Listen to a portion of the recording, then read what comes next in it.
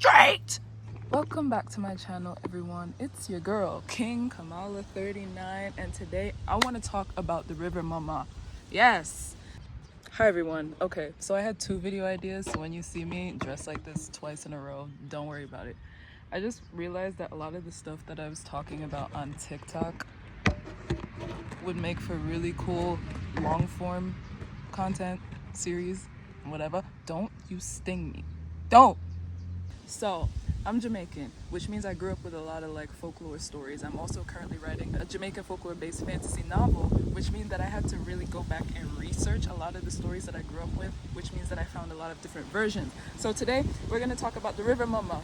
She is this powerful being in Jamaican folklore. Some people say that they've seen her, some people say that she's a myth. I'll tell you the version of the story that I grew up with first. So the river Mumma and her golden comb. She's basically a water siren or mermaid. I'm going to use it interchangeably because in the stories I've seen it used interchangeably, even though I know a siren and a mermaid are two different things. Okay, but the river Mumma is basically a river goddess, a river entity, and she tests people in her stories, in her folklore, in many different ways. So I'm going to tell you one version of the story that I've heard. There's a river that passes through Jamaica. The name of it is slipping me, but when I go from my mom's side of the family in Kingston to my dad's side in St. Mary, we pass by the river where she's said to stay a lot, you know?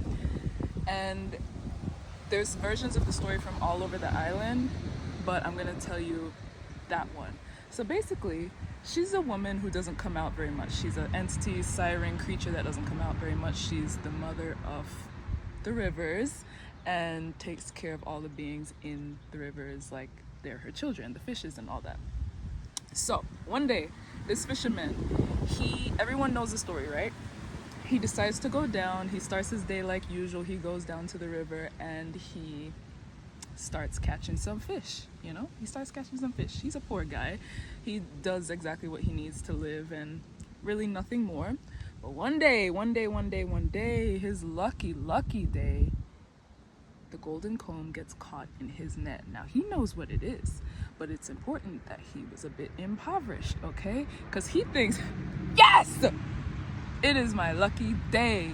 Now he knows the woman is terrifying. He knows all this, but the man is a little bit greedy, okay? So he doesn't do a thing. He looks left.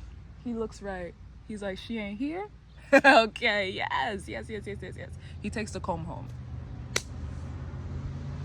He takes it home. He takes a magical, mythical being's, all-powerful being's stuff. He steals it. So my guy, he thinks he's chilling now, right? He tries to sell it. He tries to make some money. He tries to do all this good stuff. It brings good fortune to him, right? So he's like, balling now, right? But all of a sudden, a few weeks later, this man, he starts to be plagued by dreams. He wakes up in fright. He starts to lose his mind. He goes mad. And the people in his town originally start looking at him like, this guy's going crazy. What's going on with him? He suddenly came into money and now he's acting like that. Boom. A few weeks after that, he's found dead. Drowned in shallow water. Yes. So what happened? He started to see her face, hear her voice calling to him in his dreams. He started to have a fear of water. He walks back into the water and drowns. Now there's varying stories on what happened to him. Some people say that she imprisoned his soul at the bottom of the river to serve her forever for stealing. Very fun stuff. And some people will say that he essentially just went mad with guilt and drowned in shallow water. I'm totally gonna have to go back and find my resources. I'm just retelling as I remember that version growing up. But there's also other versions. I found this article on these two brothers or friends who went down to the river, and different time period because I think they mentioned modern technology. And it's kind of a similar idea. They're younger, they're kids.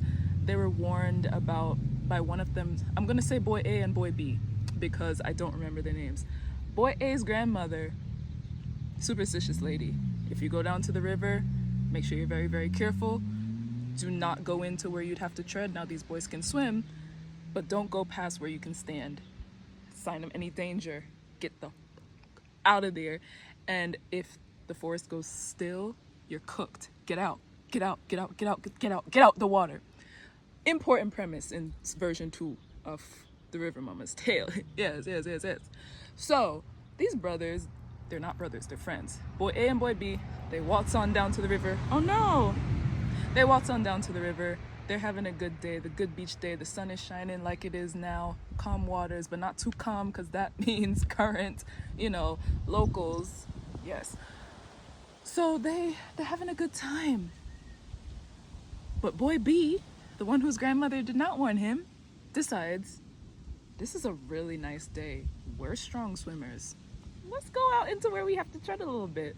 Just a little bit. We're not gonna go far. It's just a little drop off. Like, come on, we can dive to the bottom. So boy A is sitting there like, damn, but Grammy told me not to do that. Grandma told me.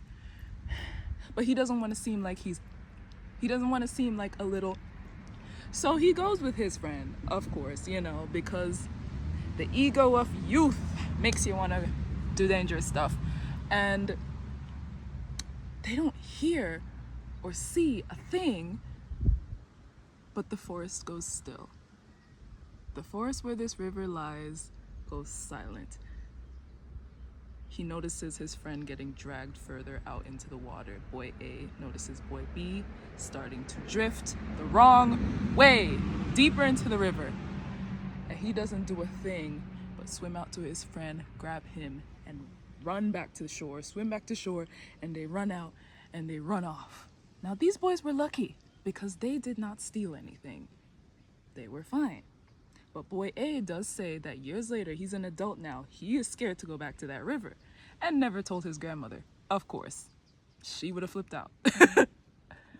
There is another less popular version of the story that I did not grow up with. So this one I found out about in my research for my novel. And basically it's, actually I'm gonna save that one for last. So version 3 is where I think men's greed is tested in a different way in the version of this myth, and this is when you actually see her. So I don't remember a specific story about this, but occasionally the river mama or maiden herself will come out of the water, out of hiding, and she'll be visible to humans, right? But usually she's minding her business, she's chilling on her rock, she's sunbathing, combing her long dark hair, minding her business. Very, very important to the story, she is not bothering anyone. So for the most part, if you happen to see her, don't bother her, don't steal from her, you'll be good. So, hey, I don't know why, she's never the villain to me. She was never my villain. But in one version of a story, people will see her and try to catch her in their fishing net. They will try to, how can I say this for YouTube's guidelines? Take advantage of her. Yes, the mythological being that's a lot more powerful than any human. Sometimes men will stumble on her and try to use her. Very smart, right? Yes, obviously. And in another version, the one I was telling you, I think this would be 4 now. My count is up to 4. She has a different artifact. She has not a golden comb, but a golden table. And I've only seen 1 or 2 articles on this one, but basically she has a golden table that'll sometimes surface itself in the river where you'd normally see her chilling on the rock or whatever. And if you look into the reflection of this table, you'll see your greatest desire, or you might see something fulfilled that you really want to happen, or it might drive you to madness. That's fun. Okay, I could sit and talk about the myths that I love and know about forever. I literally could sit here from now, it's like 5 o'clock till 5 o'clock tomorrow evening, especially if we start getting into Greek myths. But comment down below. Also, I should probably put a disclaimer, I'm not a historian, I'm just a girl who loves mythology and is researching for her novel, so I'm not citing anything in this specific video. Maybe I will make this a series and actually start citing stuff, because this is mad fun for me. And yeah, check out it's gonna be a week ago for you guys, my Hawaii week 2 vlog, or maybe a few days. I might make this a midweek video. But yeah, I love mythology. Stay tuned I'm trying to think of ways to keep you guys interested in my novel without telling you the plot of it before it comes out.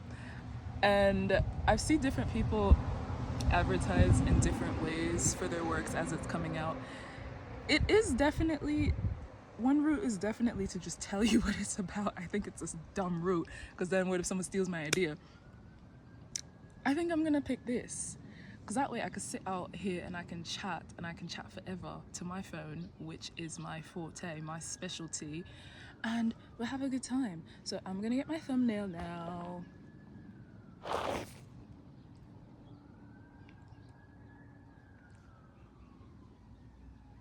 Okay, bye, peace out.